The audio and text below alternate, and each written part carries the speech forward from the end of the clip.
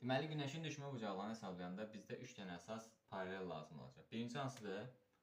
Ekvator. Ekvator. İkincisi 23.5. 23.5. Üçüncüsü 66.5. 66.5. Bu nə adlanır? Bu 23.5 tropik. Tropiklər adlanır. Yəni, şimal tropiki adlanır xərçəng, cənub tropiki adlanır oğlaq.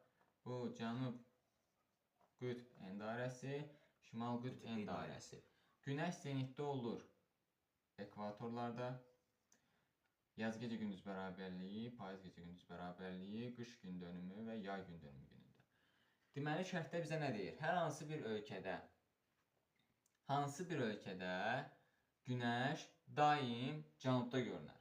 Hansı ölkədə? Burada yerləşən bir ölkədə və ya burada yerləşən bir ölkədə. Aydındır? Bu məntəqələrdə, yəni 23.5-dən şimalda yerləşən ölkələr günəşi həmişə özündən hansı istiqamətdə görəcək? Cənub istiqaməti. Cənubda görəcək, bəli, cənubda görəcək. Bu məntəqədə yerləşən ölkələr günəşi həm özündən cənubda görə bilər, Həm də şimalda. həm şimalda görə bilər, həm də zenitdə yerləşə biləcəyindən düz üzərində görə bilər. Çünki bu məntəqələrin arası zenit ola biləcək məntəqələrdir. Yaxşı, burada yerləşən məntəqə günəşi daim özündən hansı istiqamətdə görəcək? Şimal. Bəli, günəşi şimal istiqamətdə görəcək. Məsələn, orada bir dənə ölkə vardı variantlarda. Bir ölkənin adını denə. Özbəkistan. Özbəkistan. Özbəkistan yerləşir tropiklərin üzərində. Hardasa buralarda. Yəni baxacaqsan xəritəyə, əgər tropik xəttinin üzərində yerləşirsə həmin ölkə, günəşi daim özündən hansı istiqamətdə görəcək?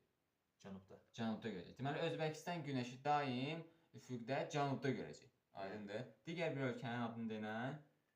Yeni Zelandiya. Yeni Zelandiya. Baxırıq Yeni Zelandiya. Yeni Zelandiya cənub tropikindən aşağıda qalır. Bu hissədə. Deməli, günəşi özündən hansı istiqamətdə görəcək? Şimal istiqaməti. Daim şimalda görəcək. Bəli. Düzgün cavab B tapmaq olar.